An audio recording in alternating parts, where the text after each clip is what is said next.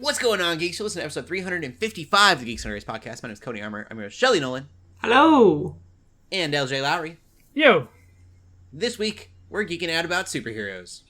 That's basically it. Like, all the news stories are, not all of them, but most of them are about superheroes. Or close enough. Capacity. Close enough to superheroes, I think. What we're saying is this week's show is going to be super. Yes.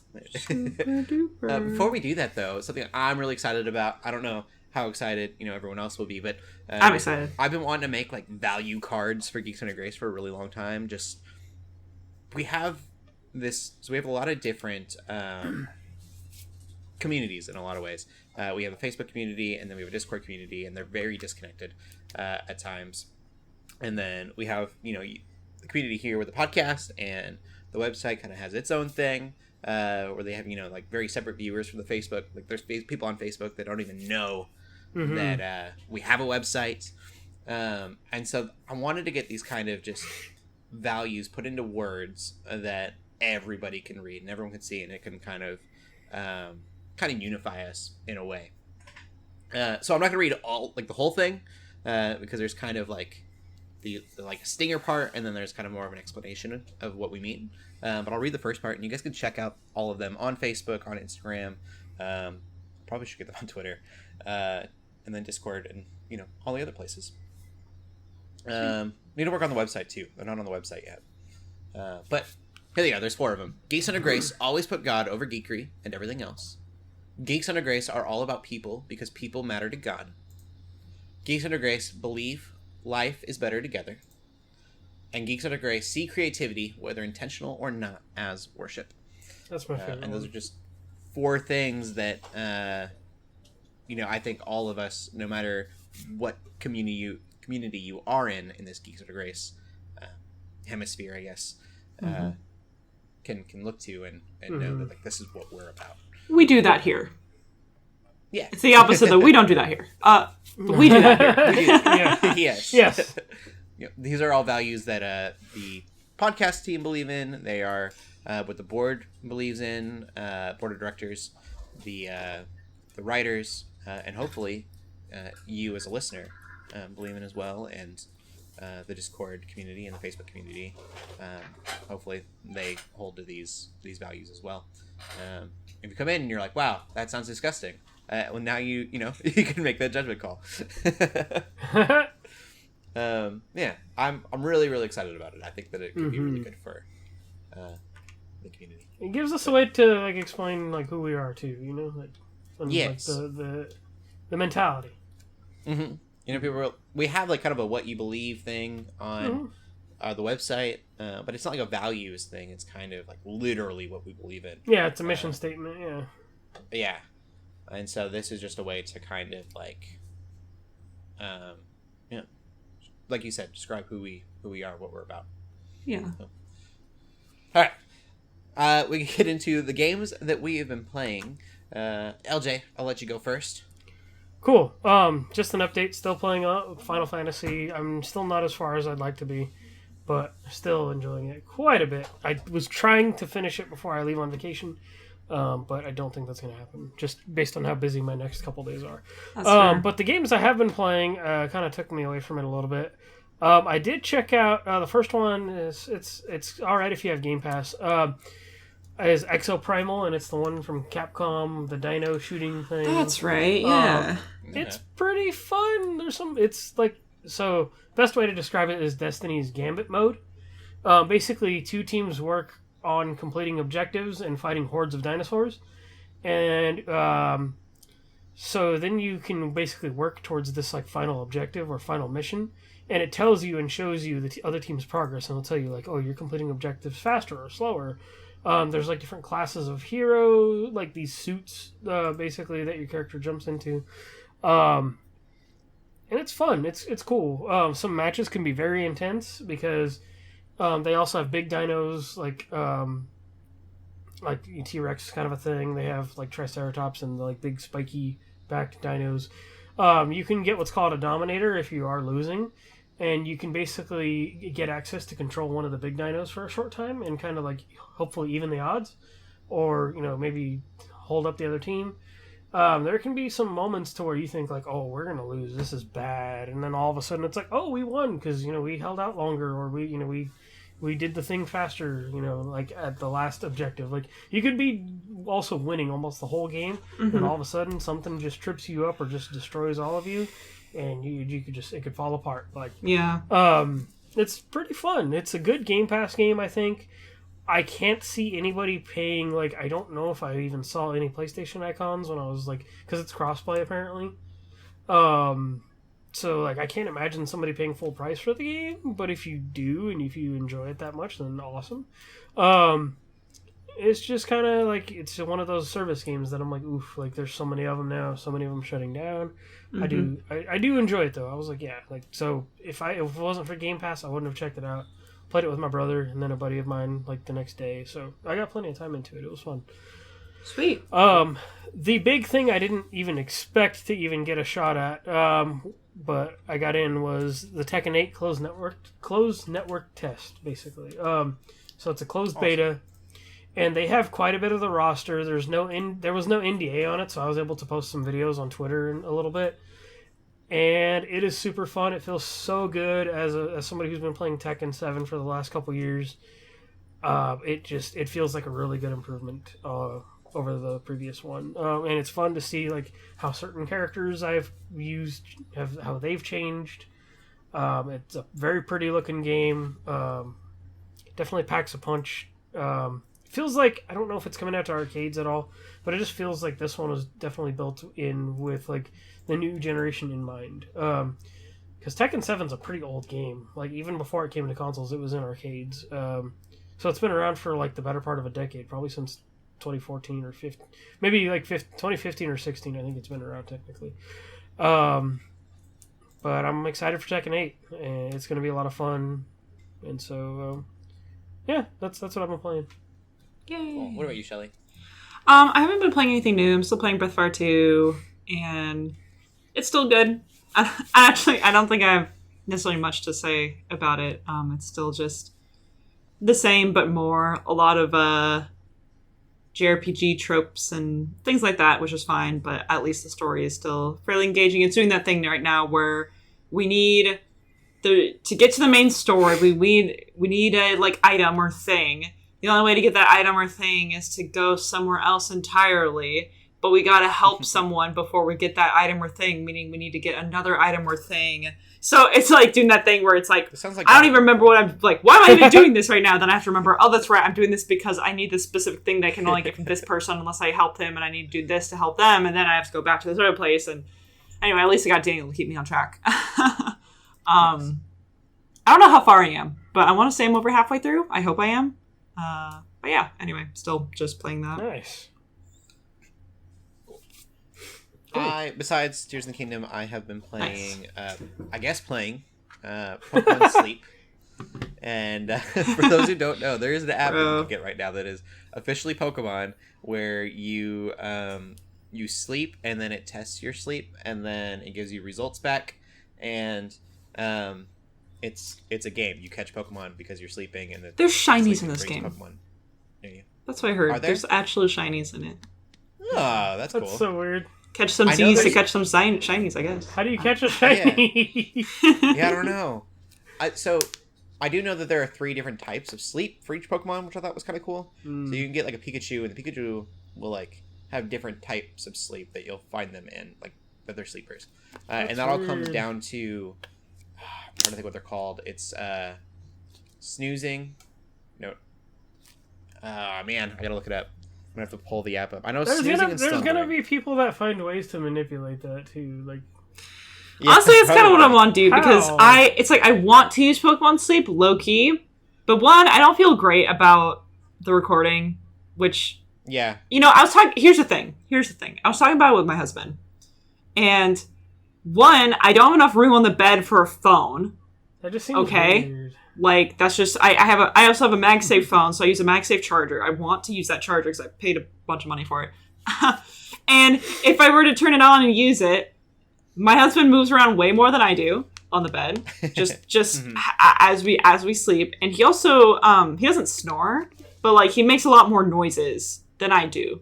So I sort of thought, it would be, I'm like, oh, I'm kind of interested in this. Like, I kind of want to try it. But then we both came to the conclusion where it's like, it's not going to work. One, because they want it on the bed.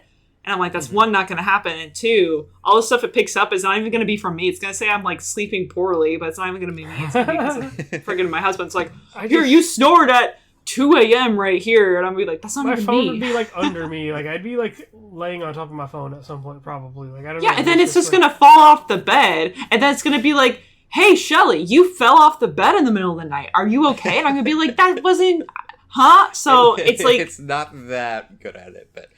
I just feel like it's so unconductive to my lifestyle that I wish I could use it, but it's just not. It's not happening. It's easy for me because I already sleep with my phone under my pillow, which I know is terrible. You shouldn't do that, but I do it. Oh, well, okay. So I kind of was like already for that. Yeah, that makes sense. I'm trying to sleep with it next to my pillow. If you had a Note 7, you'd be dead. And I've been told that it'll overheat the pillow. Yeah, don't overheat that thing. Yeah. I found them. It's dozing, snoozing, and slumbering. Is there actually a difference? Does it just choose one? There are different sleep cycles. So depending on like probably how deep of a sleep you're in or how long you sleep? Yeah. Huh. So dozing is like usually when you're first falling asleep, and then snoozing is most of your sleep, and then your deepest sleep cycle is slumbering. When you're just, like not like tapped out. Just I understand that like this isn't. It's not a medical device. And they're trying to be a game, not a medical device. But they don't explain any of that to me, so you don't actually know what you're looking at. I have a very long, boring history with sleep, and so one thing that's I think is kind of cool is my slumbering. You should have 4 or 5 of those in a day or in a night. I knew that I didn't get enough because I'm constantly tired. I get 1 or 2 a night. And I'm finding that out through the app. But, like Shelley said, it could be also the wife toss turns. Is that counting toward, like, against me? And I don't know. Right. You obviously don't want to use a game to gauge your sleep. But I think that it could be a tool for some people to kind of realize. That they need to sleep. Yeah. And, if they need, like, if you're not getting enough of the slumbering in that, maybe you should go get checked for, like, more professionally.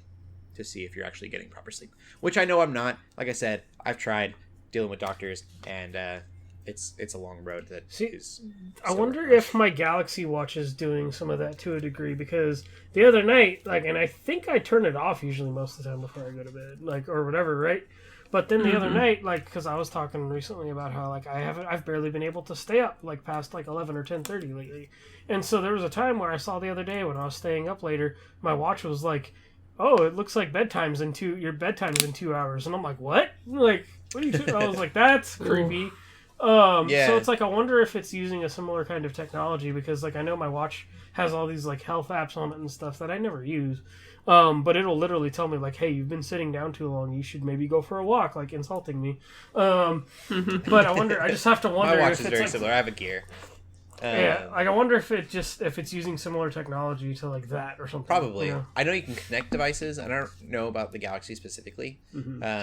I know that some smartwatches work, and then I know that Pokemon Go Plus, the little device that you get for Pokemon Go, you can actually connect that to it and wear that while you're sleeping. And that would probably be a lot better than a phone on your pillow, because it would be directly connected to your movement. Interesting. Yeah. Yeah, I don't know. It's all kind of cool in that aspect, and it's fun. It got me to look at my sleep a little bit more again. You got us to talk about sleeping habits on the podcast. That is weird. It's out of left field. But Pokemon did it. I don't know how. Yeah, it's weird. I'm pretty sure that I have sleep apnea. Last doctor I went to wasn't very helpful, so I need to go to a doctor again. But I'm terrible about going to the doctor, so. But. I need to get all that figured out. It kind of reminded me that I needed to, and I didn't realize how bad it was until I saw the app. I was like, oh, I really need to a doctor. But what's not great about the game is that it is a game, and so you wake up, and it wants you to do so much. That's weird. Yeah. Which I get, that's the point of it. But it's it wants you to look at it. I guess it figures, you're going to look at your phone anyway when you first wake up, so... Yeah, but as soon as I wake up, I don't want to catch Pokemon. Yeah, I know. You gotta you got to individually click each one. If it's a new Pokemon, then it does a whole Pokedex thing that I don't need. And then I have to feed Snorlax 3 times a day. You're supposed to like cook for him, and the more you cook for him, the better the Pokemon you'll get. And I'm like, I just want to turn this on and go to sleep, and then wake up and see results. I don't need. And like, if I could just see all the Pokemon that I caught by sleeping, that would have been enough for me. And then it's got some pay to win stuff. That's not fun. What? That's weird. Yeah. No. I'm like, I just wanted to look at my sleep. No. Man. So I'm sure for somebody that's really cool, but for me, I'm like, man, I just really wanted this to be kind of a adorable sleep test for me. Yeah, you can buy different fruits or cookies. I think you can buy different cookies. The different cookies will help like gain your friendship with the Pokemon that are sleeping, and then you can keep them. And if you don't get the friendship up, I don't think you can keep them. Is what's going on. And you got to feed Snorlax because that's the whole gist of it, which is weird. Is that you're finding bigger Snorlax because the bigger the Snorlax, the better the sleep it gets, and the more other Pokemon will gather around it to sleep. And then you are also sleeping next to all of these Pokemon. It's a weird premise. Mm-hmm. But no, I would, if you already sleep with your phone on your pillow, I guess, or yeah, because if you have, like you said, one of those like wireless chargers, you can't do this. Yeah. Your phone would die. But if you're one of those people that already plugs your phone in and you sleep with it on your pillow, I think that it might be worth checking out. You know. Yeah. It's kind of a fun idea.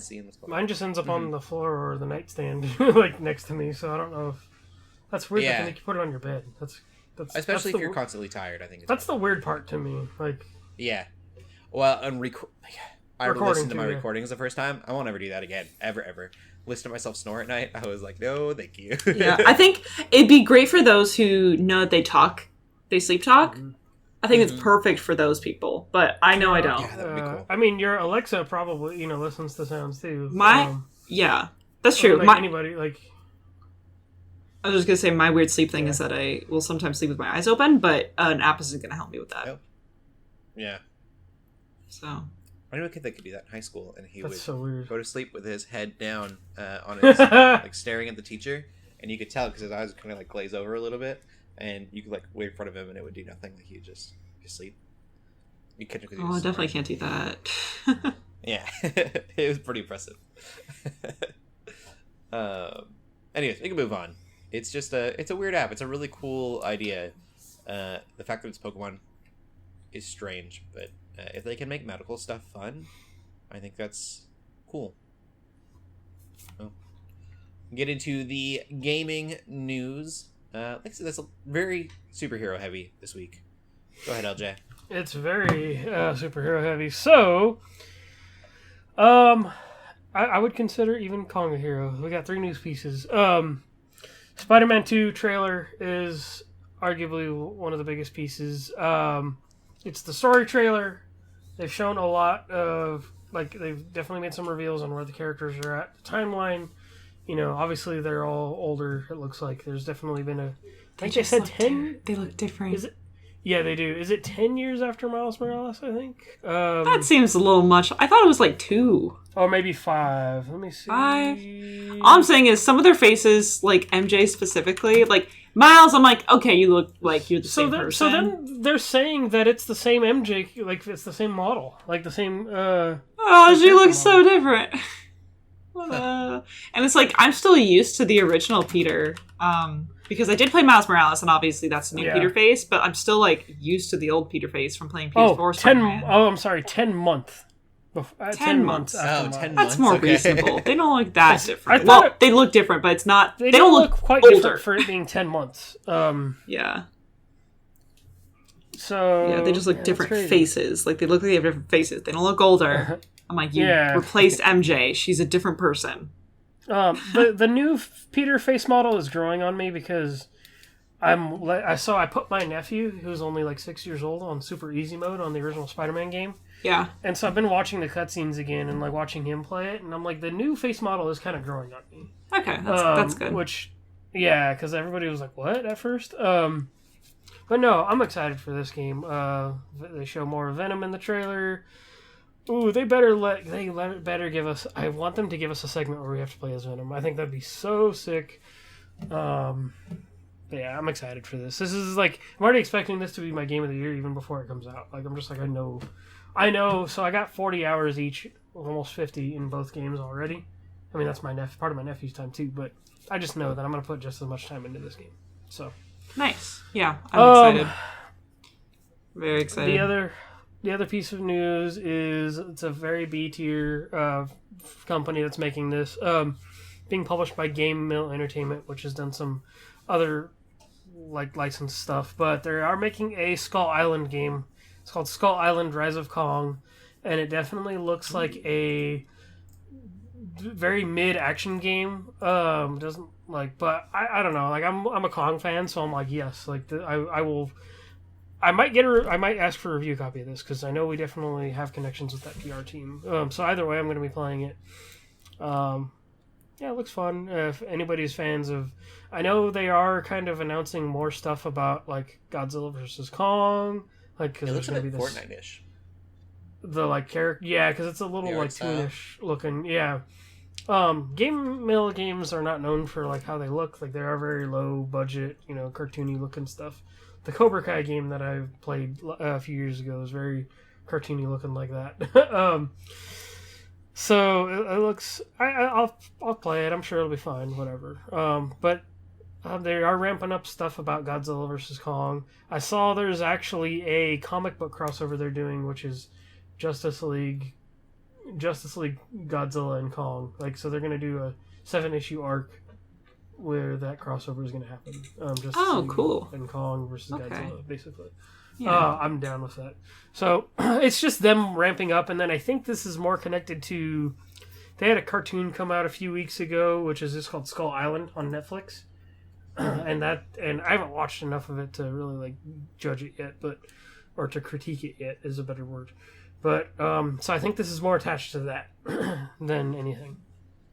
So, and then third piece, more superhero stuff. Mortal Kombat has revealed its first, what they call a combat pass, which is their first season pass.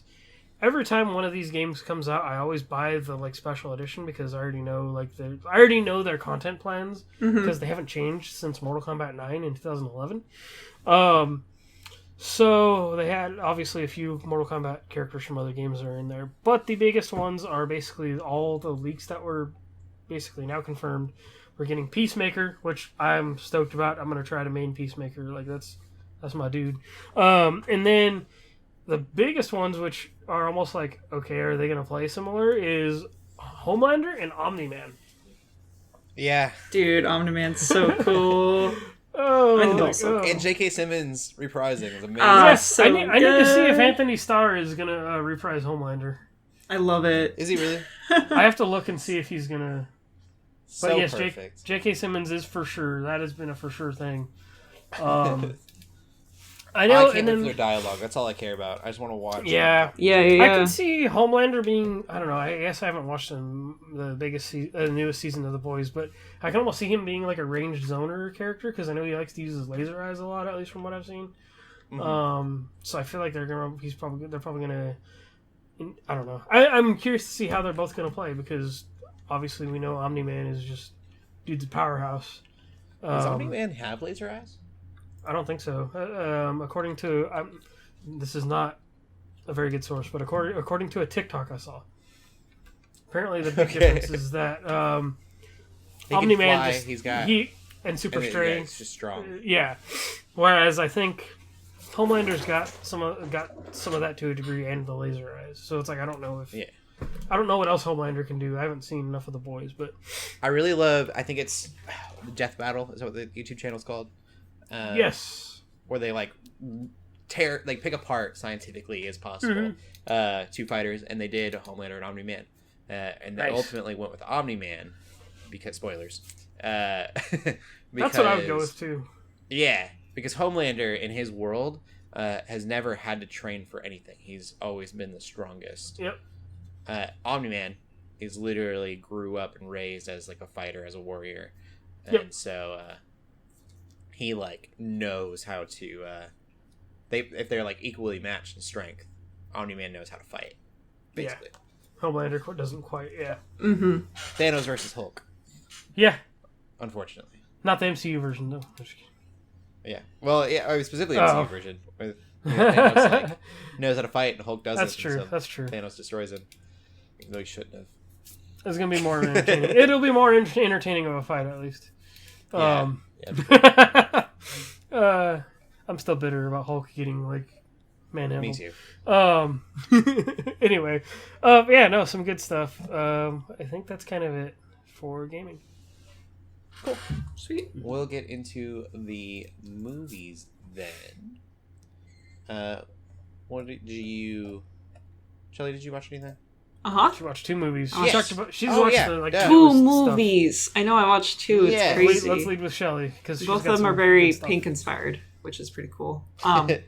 So first I watched Nimona. That's on Netflix right now, and I was very interested to watch it because I read the comics and I liked the comic a lot. So I wanted to watch the movie. This is the movie. I think I might have even brought it up in the podcast before, but it was originally under Blue Sky, which was under Disney, and Disney canceled Blue Sky or closed Blue Sky. Anyway, this movie almost didn't happen. So it's actually a little bit of a miracle that it's out at all. It's been under like production, just very terrible production cycle kind of thing. But the movie is pretty good. It's not like amazing by any means, but I like it. It's fun. It's cute. It follows the comic in a lot of ways. The ways that they changed it, I actually like. I prefer the comic. I don't know if I am too like, oh, the book was better. I don't know. I don't mean to be like that. Obviously, they had to make changes for a movie. That's just how adaptations work. But I think just story-wise and character, like some of the characters they changed, I think I prefer the comic. But that's just me. I really like this movie. Just as a content warning, it does feature a gay couple. So it's just something to be aware of if you want to watch it. But I really liked it. I thought it was really cute. And just like super fun, right? But it's like I say that, but there's also like a little bit of tonal whiplash because you kind of get closer to the end of the movie, and obviously I'm not gonna like spoil what happens, but some like kind of darker stuff happens. So there's a little bit of tonal whiplash, and a little bit where everything is like fun, and I just like I love Damone as a character because I feel like there is sort of this. I don't know. I feel like I've even met people or talked to people online who are like little chaos gremlins, chaos goblins who are just like chaotic all the time. But I feel like they're, empty threats or like, oh, I'm going to burn this place down or I'm going to like do this or that. But obviously, like when real people say that, like most of the time they don't actually mean that. But Nimona will say these things and do these things, but she'll actually like do them. Like she is not joking at all. She is just like so into being like super chaotic. Which again, like with wow, I don't even remember his name. I think it was Blackheart in the comics, but I think they changed it in the movie. But just like their dynamic is very fun.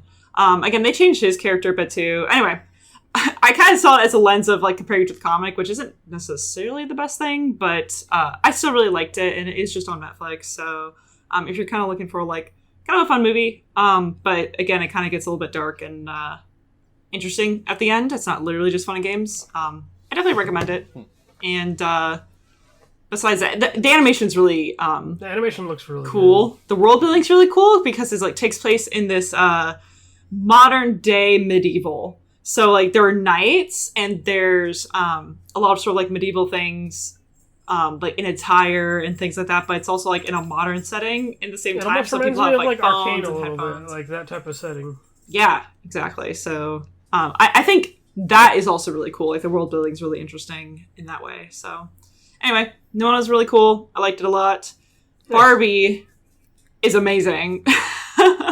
I think if Across the Spider-Verse didn't come out this year, at least so far, Barbie would be my movie of the year, like my 2023 movie of the year. I'm not very good at watching movies when they come out either, so I'm pretty proud of myself for this one. And TMNT is not even out yet, so I have like all these like amazing movies. Like so good for movies before everything shuts down with the strikes. But I'm just riding the wave as long as I can, I guess. Barbie's so good, and I do realize part of it could be because I'm the exact target audience, and I do acknowledge that. But I think it was great. I went with a group of friends. I thought was so neat was because obviously this movie, a lot of it does sort of talk about like gender, right? talks about like men and women. It's like, very just kind of a thing. PG-13. Like, don't bring your kids to the... Yeah, exactly. So, but I thought what was so cool is that when we watched it, my husband and I were talking about it, there were different perspectives we took away and different things we took away from the movie, both being very good, not like being bad. But like I, for one, was able to follow Barbie's story really well, just like as a woman, right? And then my husband Daniel was able to follow Ken's story really well. And it was really cool being able to sort of like explain, because he even asked me, so he's like, okay, listen, I totally get what was happening with Ken, but I'm a little bit confused with some of the stuff with Barbie. Like, can you tell me like what you thought? And then I asked him the same thing. And so I thought that was really, really cool, is that we both were able to take like really interesting things away from the movie. Yeah. Yeah, so that's cool. why I'm like, that is cool. It's not just for the ladies. Like, the guys can take away stuff from this too. It's I'm very excited. It's hilarious. This movie is hilarious.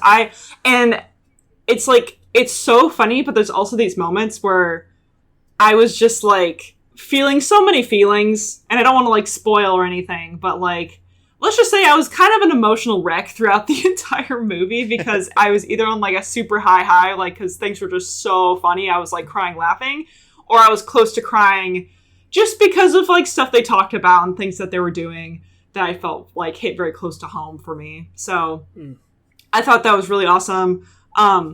I'm a little bit sad that so many people are saying this movie is like sexist, or saying this movie is like hateful against men or something. I did not get that at all. My husband did not get that at all. From what I've heard, that's not trying to be that at all. No, it's actually, there's a ton of nuance to this movie. You actually have to use your brain, and that's going to sound like people who don't like this movie aren't using their brain, and that's not what I mean. But I do mean, because it sounds like I've had family members that totally took wrong. Yeah, it's like, all I'm saying is, if you're going to go into this movie, don't go in this movie thinking, oh, this is going to be like woke and it's going to be like super feminist. It is super feminist, but like in the best way possible. And I mean that, like, literally, it is like the best feminist movie I've ever seen, but it's not in a way that's like toxic at all. Like, it's amazing. Cool. So I think if you go with the mindset of like, don't just go with the mindset of like, oh, this is going to be like woke or whatever, because that's what I read on the internet. Like, just don't go in with that mindset, because you're going to set yourself up for failure. If you start trying to see things that there aren't, you're going to see things that there aren't. If you see things for what they are, if you take things at face value, you might come away with the wrong thing. But if you actually think about things on a constructive level, and take a little bit of time to think about through things, I actually wonder if some of these people are, who really don't like the Barbie movie, are people who watched Barbie and then Oppenheimer right afterwards, or vice versa. Because I think both of these movies, as funny as that meme is, I think both these movies are going to be movies that you really need to sit down and think about for a bit afterwards. I've heard you should watch Oppenheimer first if you're going to do that. Like, That's our plan. Good, okay. Me and my wife are going to go see them as a double feature. Heck yeah. Oppenheimer first, and then Barbie. Good, I figured Barbie will be a little bit lighter in tone, and Oppenheimer is going to like make you hate the world. Basically, yeah. So, but basically, yeah, it's like, I'm just grateful I got to actually like because even like days later, I was thinking about it. I'm just like, man, this movie is like really sticking with me, and it's so funny because it's a Barbie movie. Besides that, too, the costume design is impeccable. All the actors, like, you could just tell they had such a fun time, because you have like, in it. I mean, obviously Margot Robbie and Ryan Gosling are like sort of the two front runners, but it's like you could tell everybody was having fun. Simu Liu's in it. And he was just going off the walls. I've heard he's really good in that movie. He was awesome. Like, everyone was like going hard, and which was really cool. And also, I think something no one talked about before is that it's almost a musical. It's not actually a musical, but there are musical numbers, kind of. And I think they're amazing. I just think it did a really good job showing off like how it actually is, what it's actually like to play with Barbies. Because as someone who played with some Barbies, I didn't have a ton of Barbies, but I had tons of dolls growing up that were like off-brand Barbies, basically. Like, they talk about like the worlds that they operate in, and how it doesn't like follow physics and doesn't follow like all the same rules as the real world. There's some because very like deep cuts from what I've heard. Like, just that are such huge references to like Yeah, and like even like the integration of music, because like for me, I would always like, just growing up as a kid, I would like you know, when I'm playing pretend with my dolls or whatever, like, I'd have them, like, be like, oh, you're singing this Taylor Swift song, right? Like, that was just something I did. And that's, like, normal. And I thought that was another really awesome thing I took away from this movie, was not just the movie itself, but the group of people I got to go with. We all got to talk about our experience, like, growing up, playing with toys. Like, did we play Barbies? Did we play with other toys? Like, how did we, like, I was telling them about how my favorite Barbie was Mulan and Shang. I had Mulan and Shang, and they were always Pokemon trainers because I had a bunch of Pokemon toys. So, I don't know, go with a good group and go with an open mind, and don't go with a mindset of, oh, this is just going to be, like, weird and bad. Like, it's going to be amazing and awesome. And you just got to go along on the ride. Like, just go along on the ride. So, that's my Barbie review. It's so good. Awesome. Yeah, I'm excited for next week. I'm going to dress up in pink for Barbie, and my wife is gonna dress up in all black for Oppenheimer. So awesome. Good. I love it. Oh man, it's like you just know, like, walking in a theater, you can, like, tell, like, who's gonna see what, and, like, the masses of people. I have to know, like, I'm curious to see how many other people start moving from the Oppenheimer movie into the Barbie movie. Like, you're just gonna have this, like, unspoken squad with you guys of all these people who do the double feature, I'm sure, which I think is so fun. Same there. Yeah, it's awesome. So good. Go ahead, LJ. What have you been watching? I watched something much older. I've been on a massive Superman kick lately. I watched Superman Returns, which, honestly, I think this movie has, like, got some hate. Or, like, I know it's, like, and it's not terribly rated on Rotten Tomatoes, like, which, I mean, not that I follow those things anyway, but I saw it's got, like, a 71, and the audience score is, like, a 61. But I think over the years, I don't know if it's one of those movies that, like, people just, I don't know if, like, it's really that bad or not, because, I don't know, I just hear people talk trash about it. But I honestly like this movie. It is basically, it's a sequel to, like, all of the originals, like, with the Christopher Reeve, like, originals. Mm-hmm. And I think it's I like it. I enjoy it. Like, I don't know if it's because people decided to talk smack about it because, like, Henry Cavill or, like, Zack Snyder, because everybody's, you know, hasn't got off of Zack Snyder, like, you know, like, yeah. But I'm like, you know what, like, this is probably, like, I don't think I could ever, like, go back, because those original Superman movies are so old, and, like, half of them are really bad, because there's, like, 4 of them. And so it's just, like, this is probably the best way you're going to get the spirit of those original movies, and it's not, like, it's actually not, it hasn't aged nearly that bad, in my opinion. And especially, it almost would have been like, let's say in 2000, whatever this came out, let's say they tried to make a new Batman movie, but based off of the Adam West stuff. Like, you know, it's going to be cheesy, it's going to be corny. And I think just people who didn't grow up with those original movies, or at least not seen them, I think maybe didn't connect with it. But, I mean, at the end of the day, I'm realizing, like, how off Zack Snyder's, like, writing for Superman was. Like, not that Henry Cavill's bad, like I said last week. But, you know, he's still that, like, you know, he's still just trying to be a good dude. He's still a dude with just, you know, good morals. It takes place a bunch of years. It takes place, like, 5 years, I think, after he decides to go see where Krypton is at for himself. Like, to see, because supposedly some scientists found, I guess, like, the way they set it up is, like, he went to go see for himself. And so now he's back and dealing with, you know, the effects of him being gone. There's other things in that movie that I think people are found super cheesy back then when it came out, especially the whole, like, sun thing. I mean, I guess I'm spoiling a movie from, like, 2006 or something, right? But okay. Well, yeah. So then there's this whole, like, subplot about, like, Lois being with somebody else, and, like, oh, it might actually be Superman's kid and all this stuff. And it's like, now I think that was a laughable idea, but now we're at a point where, you know, this, you know, he has sons in the comics that are actually, you know, like, so I think back when this came out, it was probably kind of like, oh, that's dumb, that's funny. You know, I don't know if the comics were there back then, or if even, you know, like, if they were at that point. But I really like this movie a lot. And yeah, it's always been one of my favorites since I saw it anyway. But I'm just like, you know what, like, this is good. This isn't as bad as, like, everybody thinks it is. Yeah, in my opinion. You know, like, and I think Brandon Routh he was a really good Superman too. Like, he was a very good lookalike to Christopher Reeve, and I feel like he nailed the role of the movie Superman, like, at the time, because all we had to go off of was those original cheesy movies, and I feel like he did a good job too. It was funny because James Marsden plays, like, Lois's husband in that. Mm-hmm. And it was weird because I'm like, oh, like, he's been in so much stuff since then. And I realized, because I watched the show Jury Duty that he's in, They didn't even reference that movie at all, like him being in that movie. I think it's because it wasn't a starring role or whatever. But I'm just like, or if they were allowed to, you know, like. But I was just like, that's funny that he's in this. Like I totally forgot. Like you know, I don't know. I like that dude, and like he's done a bunch of cheesy cornball movies too. But it's a good movie. I had a fun time watching it again, and also. I gotta say, maybe just a warning to people who do want to check out this movie.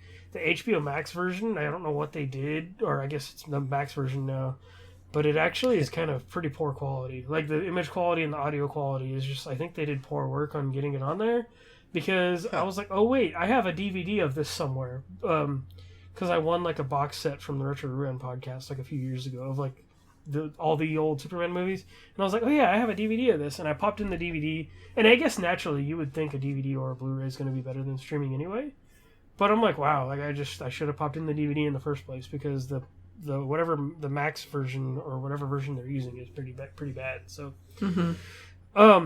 yeah, this was good though. It was a good time. Cool. Sweet. Mm-hmm. We will get into the movie news then. With this strike going on, I feel like all news for TV and movies probably going to be pretty light for a little while. It's going to be weird, yeah. That's okay. Because this is coming out of like San Diego Comic-Con, and there wasn't really a whole lot to choose from. Yeah, because sure well, I mean, a couple things, but even before the strike, I think there was a bunch of companies that said they weren't going to be there. Yeah. Go ahead, Shelley. Yeah, so we only have 2 trailers to talk about. Again, not too much.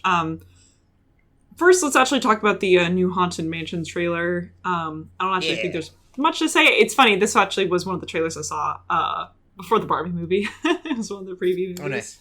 I'm now sold on this movie because of this trailer. I wasn't before. I think it looks pretty good. Still. I think it looks pretty good. Okay. I was interested in it before, just because, I don't know. Like, yeah. You guys were talking about it, and I'm like, I just don't see why this is exciting. And now I was like, okay, this looks fun.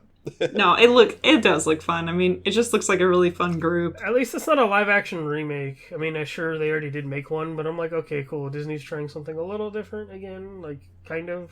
Yeah, it's like, I do have a special place in my heart for the Eddie Murphy Haunted Mansion, but this looks like it's taking Haunted Mansion kind of in a different direction, different way, which I approve, you know? And the cast is good. It's fun. The cast looks fun. I think the cast especially is kind of what made me... Exactly. And the kid just is funny. Yeah, I don't know. It just looks fun, you know? You gotta have your fun little kind of almost cornball scary movie, but it's not that scary. I heard at the premiere they had Disney theme park like actors like go to that thing since the actors weren't there and all those people. Oh, right, because everyone's striking and stuff. Yeah, I was like, that's awkward. Well, maybe that was special for those people, those Disney people. Yeah.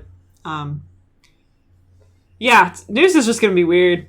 It's like Again, I feel like I'm going to the theater more often than I usually do, and maybe it's just a short amount of time seeing like Across the Spider-Verse, then Barbie, then potentially Oppenheimer, and then definitely TMNT, right, in this short amount of time. But I'm also like, you gotta do it while I can, because things are going to start slowing down, things are going to get less interesting, and so gotta get it while you can. Mm-hmm. But anyway, Haunted Mansion, that'll be out. I think it's in August. Yes. So if you want your little pre-Halloween movie. Yeah. Maybe for them, like, maybe by the time Halloween comes around, it'll be on Disney Plus, I wonder. Mm-hmm. So that'll be cool. I'll definitely watch it on Disney Plus if nothing else. Mm-hmm. Yeah. So so we have that trailer. That's a new trailer. We also have a trailer for Legend of the White Dragon, which is not Power Rangers, but Power Rangers, right? Mm-hmm. Even has Batman who does those like superpower beatdowns. Mm-hmm. Right, yeah. And has Jason David Frank in it, who, 2 things about him. He died in 2022, but he was the Green Power Ranger. So, You said you met him. You talk about him. Yeah. Yeah. I don't know if I met him necessarily, but I was at a panel at Denver Comic-Con one year that he was doing. And so he was one of the first people that I had heard at a convention talk about Jesus, and I thought that was really cool. So the nature of his death is incredibly sad to me. Just because he filled so many people, like he was so positive. He was. Anytime you would like see him.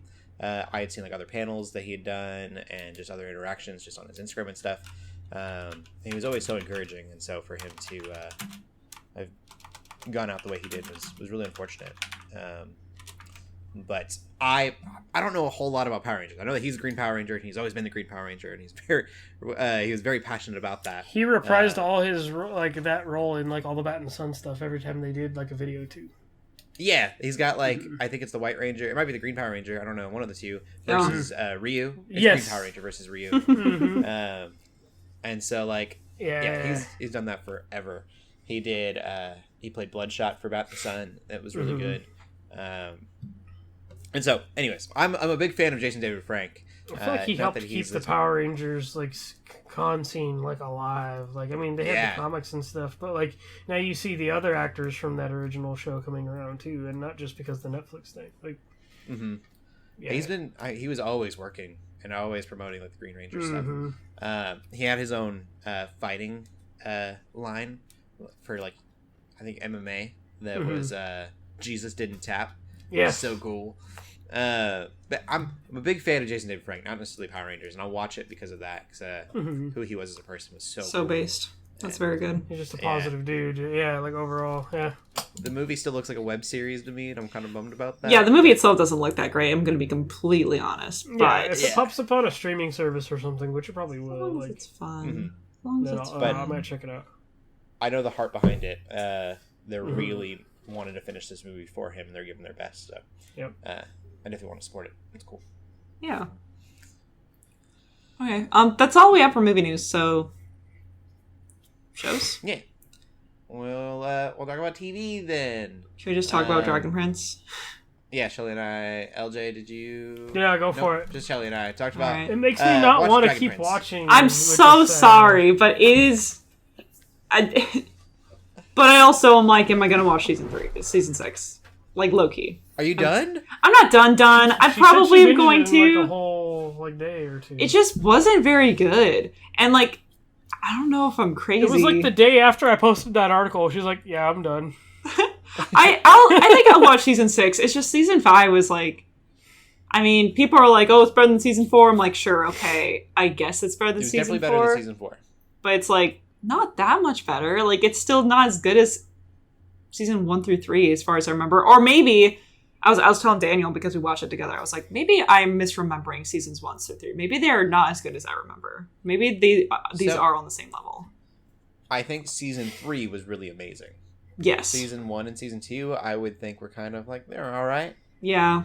Season 3 was really good. It was very epic. And so that kind of gives me hope for season 6, that maybe it'll be kind of like exactly a thing that they do. Yeah. But I also didn't dislike this season that bad. Okay, that's good. It wasn't my favorite season. Season 3 had me sold on this. I'm just a hater. To be season 3 all the time. I'm just a hater. I don't like. There's like one relationship that I like, and they're the least interesting couple. And everything seems like filler. There are so many times where there's just a scene where, like, I don't know if you remember the scene with, like, they talk about the inn. They, like, go to an inn. And they're like, wow, it's so great we went to the inn. And then I'm like, is this going to be, like, related to something later? Is this foreshadowing something? No. Literally filler in a show that has all these weird pacing issues. And I'm like, we could have used that time for other things. Like, huh? Yeah.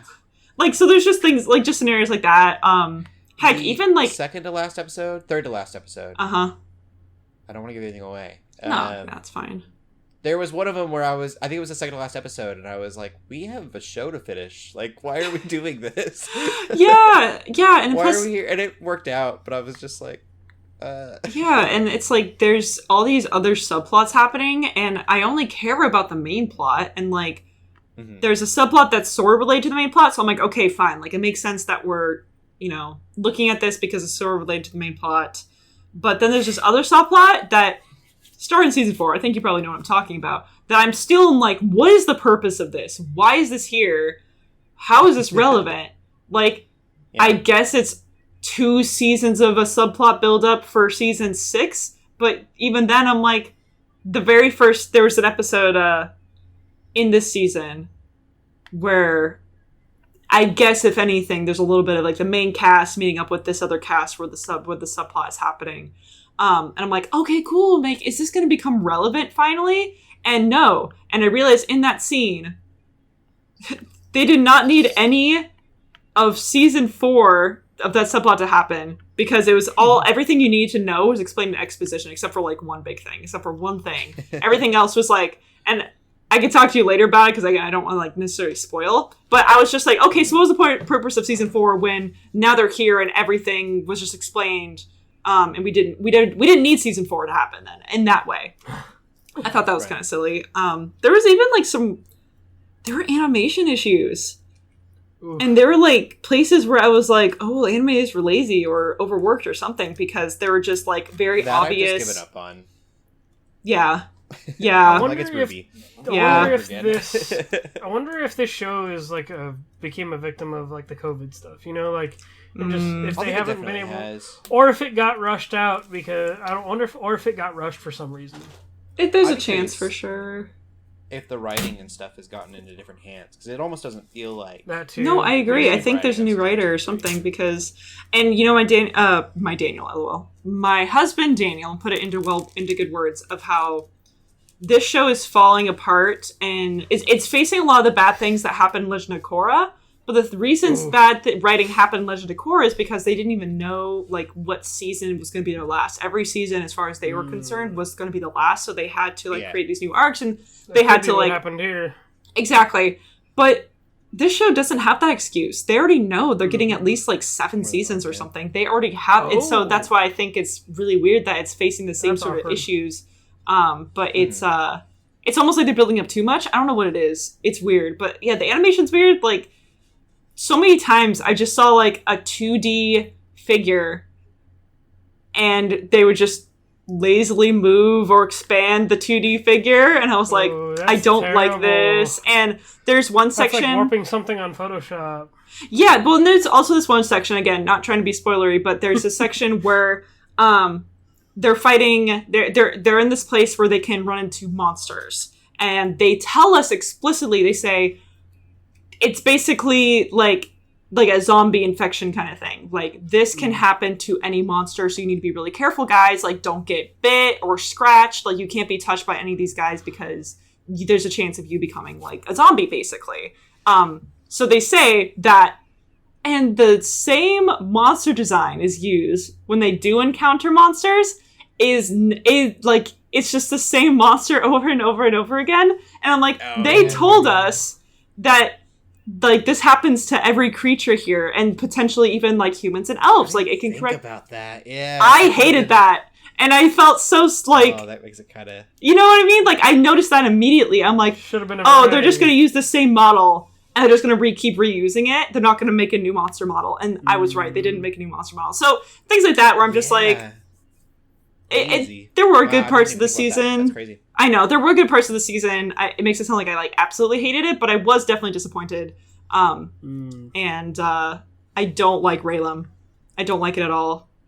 I used to love him season 1 through 3. Ever since season 4, ever since post season 3, I've not liked Rayla, and I thought Callum was pretty freaking dumb, and so them I don't like. So that's what makes the show also really hard, is because they were really, really driving force in the first 3 seasons that, again, even if like things were kind of weird, like, at least you could root for them. And you're like, oh, they're cute and we like them and we want them to succeed. But now I don't, because I don't like them.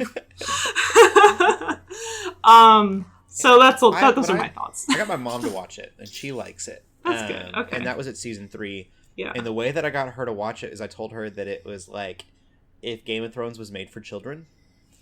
Like, the plot lines were really like intricate and deep. Yeah. And unexpected things were happening. And I feel like these last 2 seasons, everything that's happened, like even the big like reveals, have been really obvious. And like, also just kind of, there's just characters. There's just characters that are just there now and they don't do anything. I won't name those characters, but there's characters who literally do nothing, or they make stupid decisions. That was the only 2 things that they do. Like, they're either there just to be there, or they're there to make a stupid decision. And I'm like, why are you even here? What is the purpose? Why? I'm hoping season 6 will kind of bring it back around. Gosh, I hope so too. Or else I've like lost all hope. I'm like, guys, this is not. That was the whole thing when I started it, was like the intricacies, and I was like, it's like Avatar: The Last Airbender all over again. Like the writing is so well written, and the characters are so interesting. And like you're saying, a lot of the characters just aren't interesting anymore.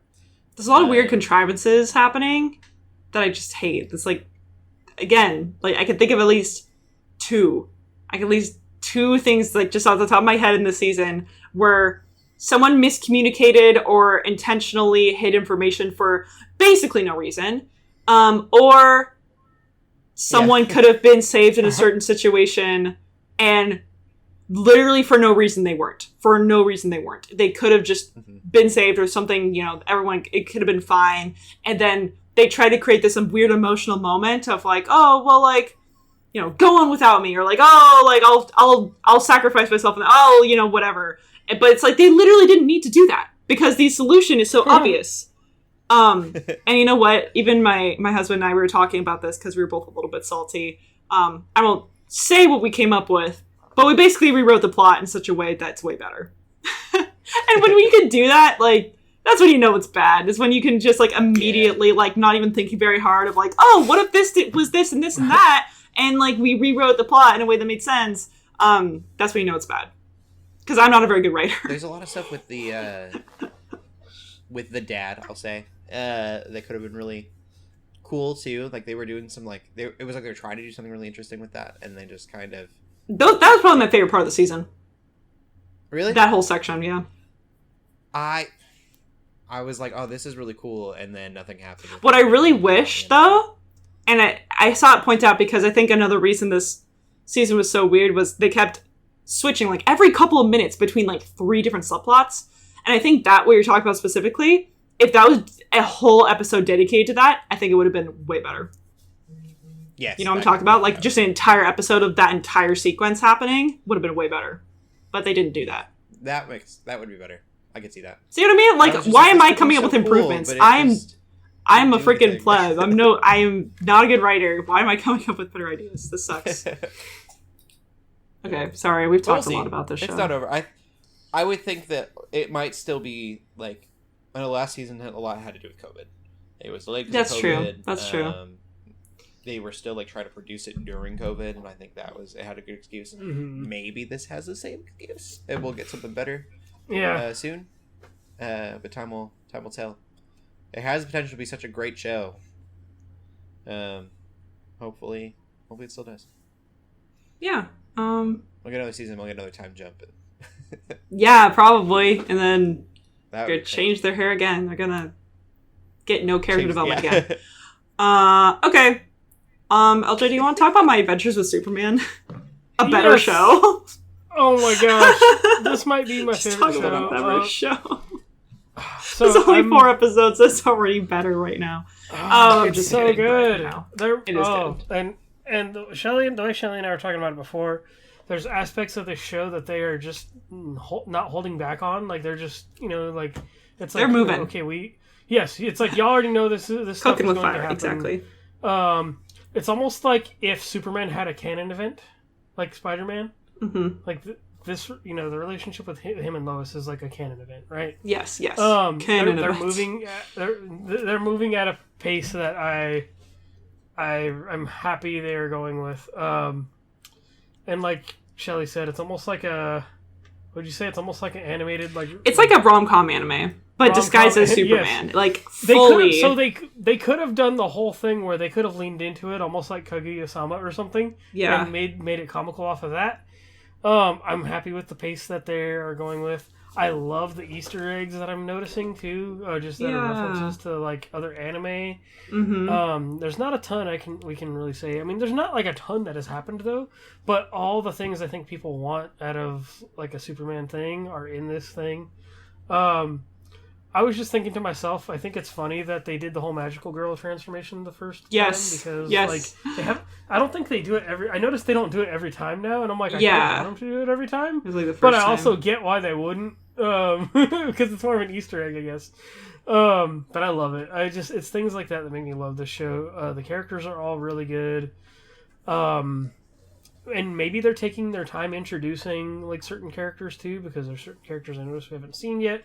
Yeah. Or certain villains. Mm-hmm. I did look up the villain for this episode just to see if he was an actual like villain, and he is. Oh, cool. He is an actual villain in the comics. And I thought the twist that they did with him was neat. And I think it's cool. I love this show. Yeah, it's yeah.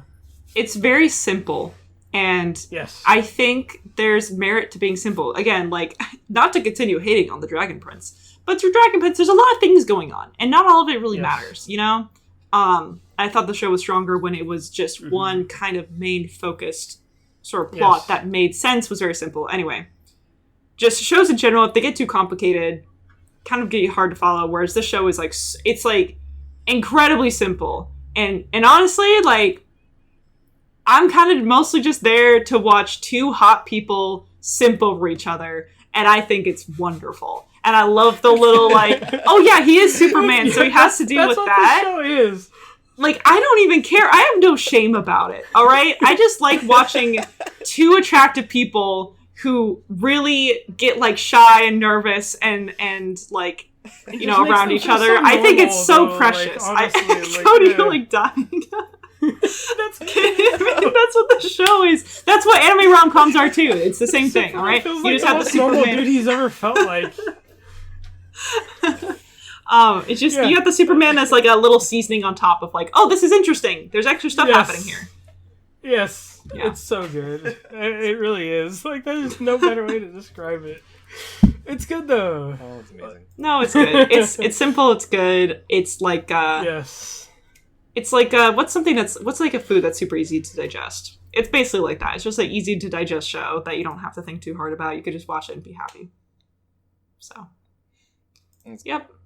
Animation's still pretty nice. I like the animation a lot still. So yeah. The other show I do want to talk about is The Bear. This is getting really tough because if it's not Superman, it's this show that is going to be my favorite show of the year. It's all on Hulu now. The second season, basically, they dropped it all at once. It used to be an FX show. It's so good. It's basically about this guy basically returning home to Chicago. He basically inherits his brother's restaurant. Right. It's just the way they do this show. I guess I'm going to basically read a post I made about it because like I can't really describe it any other way. So I basically said that like it's a straight up 10 out of 10 show for me, especially this season. It shows like, you know, there's a lot of shows and certain things that you don't really get to see every facet of life. It shows struggle, family dysfunction, you know, defeats and victories. You know, it's just like I feel like every part of life you experience, like especially around family. You get to see in this show and like the struggles that it's really awesome too. It just has such a love for the craft of like, like I feel like you get a grasp of what like working at a restaurant would be like. But even so, there are just different things I take away from my own like work experience, you know, and you know, like especially working in service, like in any kind of customer service. Like, I feel like Cody, you would. I don't know like how much you would relate to this show, but I feel like you still might because it's a restaurant environment. I've been told that I may not like it or like I'll find it like triggering. Because it's so like it's so well done and it's so much work drama. Oh man! Like I don't blame that. Yeah. So true. I don't blame you at all. I may check it out and just see. It's so good though. But I may not. I don't know. We'll see if I'll enjoy it or not. For those who don't know, I've worked in the restaurant business since I was 14, which is over half of my life. So it's very familiar with restaurant drama and seen some terrible things. The characters in it are all amazing. The family dynamic. It's, you know, there's just some stuff like the way Shelley kind of described about watching like Barbie and connecting with certain things. Like, this is a show that has made me laugh. It's made me cheer for these characters, and it's also like crush me, you know, like just because it's like certain things I can just relate to, and and you want to see these characters win, and like it's each episode is like real life. They're not always gonna get a W. Like they may take some straight up L's one episode, and get some wins the next. And it's really good. I enjoy it so much. Yeah. But it's good. This and My Adventures with Superman are easily my favorite shows of the year. Heck yeah. Yeah, I recommend it. It's on Hulu. Sweet. Cool. Mm-hmm. I'll check it out at some point, maybe. Yeah. We will get into the TV news then. We have another trailer. Invincible. I know LJ is very, very excited about Invincible. Yes! I said too. Yes. Looks pretty good. I'll say LJ was all about it. I've been waiting and waiting. But it looks great. I love that show so much. Mm-hmm. Yes. It kind of looks like Invincible versus his universe from the trailer. He's just going to fight everybody. Mm-hmm. And you know what? This sounds dumb, but I'm really glad the animation is the same as season 1, because they did release that one teaser that was completely different animation. I was like worried for a second. I'm like, are they changing the animation? Like, what are they doing? But no, it's the same. That was just for that teaser. So thank goodness. It is worth noting that there is an episode out right now that it is a prequel to this season. It's like more about Adam Eve. Yeah, Adam Eve. So I have not seen that yet, but I want to. I have not either. But yeah, trailer looks like more Invincible, which was exactly what we wanted. And he seems very much like the first season was kind of him learning. He seems like he's got it down this season and he's ready to throw down. It'll be good. I'm excited. Yeah. Yes. And then DC has 2 movies that they've announced, and one of them is really interesting. So for some Watchmen. There's a Watchmen movie announced, and that's going to be interesting for some people. It'll be animated, and that's cool. What caught my eye and was worth reporting on is Justice League Crisis on Infinite Earths. And the reason that's interesting is the tagline above it is it's a DC Universe movie, which means that it is in James Gunn's DCU. So his first Justice League movie is not even going to be live action, which is interesting. Yeah. That's wild. Yeah. That's so weird. I mean, it goes into what they were talking about before, about about wanting to use every avenue, to influence that universe. Also, because there's probably a chance it comes out before a Superman movie. Not sure on that. Oh, that's interesting, because then, especially with the strike stuff going on, Superman is due out in 2 years on July 11th, basically. Yeah, sure I feel like these could be done.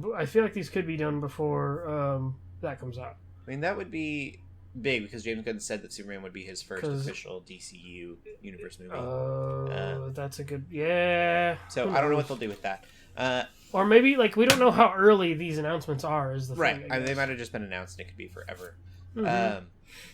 A couple of takeaways from me. I hope that it's different art style than what they've been using. I loved the animation style for Justice League War. Sure, I'll never get that again. Art style is rough. Yeah, it looks like Archer from Fox, but with a bad budget. And I don't understand how you have a worse budget than Archer. I was gonna say Archer already looks so bad. Awkward. Yeah, and Justice League War looks so good. It wasn't quite anime. It was very... That whole set of animated movies they did in that universe were really good. Yeah, and I should say that. I don't just mean Justice League War. I mean that whole string of... That whole... Yeah. I would love that art some of their best work. But... Yeah.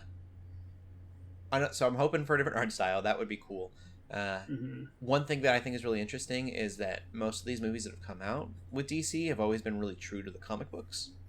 And that's something that I think a lot of people really appreciate, especially the Batman movies. Killing Joke was really close to its source material, Red Hood. And so to go ahead and... Under the Red Hood was so good. Yeah. To do Crisis on Infinite Earths, which is a big comic book series, and I assume probably completely change the storyline to fit James Gunn's... And throw that narrative. universe tag on it. Yeah. Yeah. I think that is going to kind of ruffle some feathers for some viewers, but... It does allow what I had actually said as soon as James Gunn announced this was it would almost be perfect for him to make an animated movie so that he could decide easily what's going to fit in his universe and what's not. Yeah, because then he's already got different heroes cast already for a Superman movie, which is also weird. Yeah. This allows all of them to take place. You can have all your cameos of different, you can have Henry Cavill say one last goodbye. I don't know if he'll do that or not, but he could even it'd be kind of shady, but he could have... Even if it's for voice work. Yeah. It'd be kind of shady of him, but they could literally have Henry Cavill's Superman show up without Henry Cavill to give him a goodbye.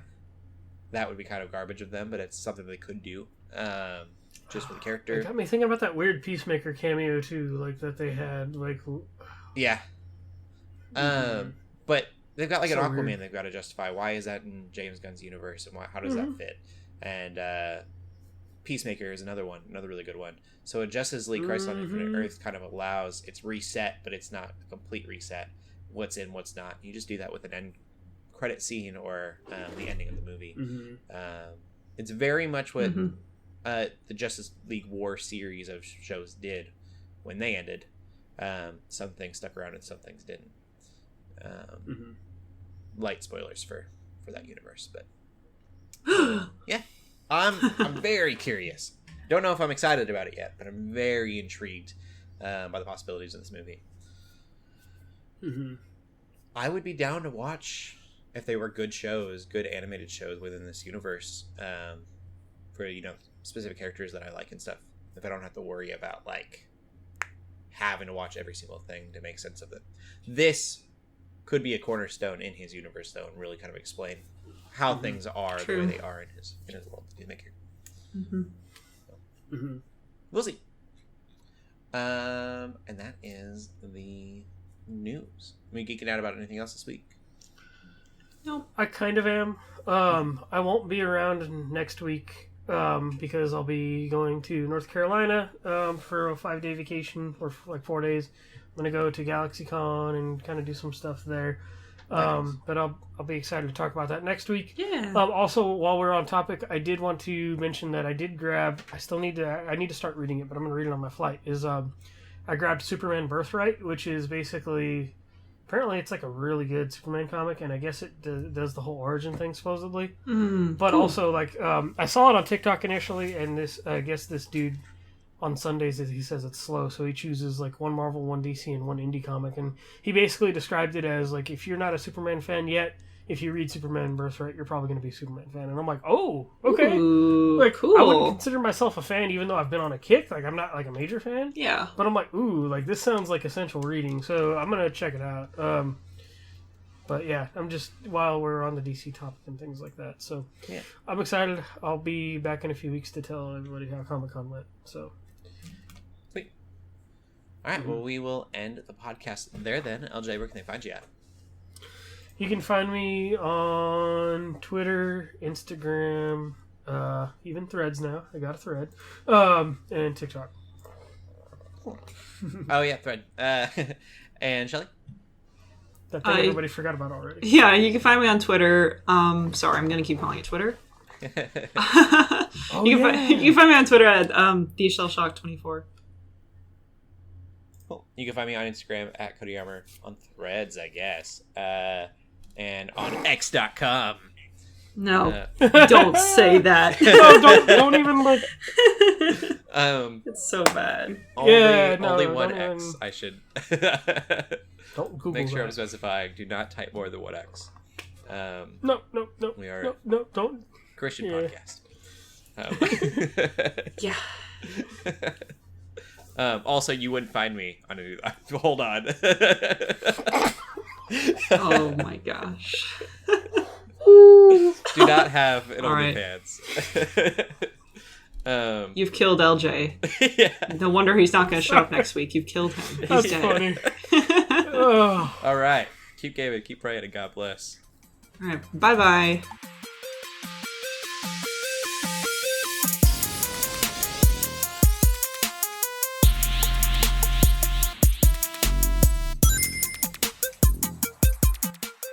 We hope you enjoyed this episode of the Geeks Under Grace podcast. We love hearing from you, so feel free to ask us questions or just comment on the show by using the hashtag GUGcast on Twitter, or by joining the GUGcast questions channel in the Geeks Under Grace Discord.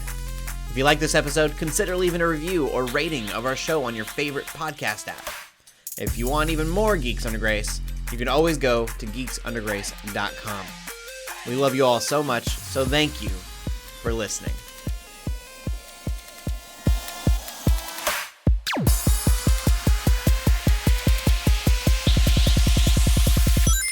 It's on!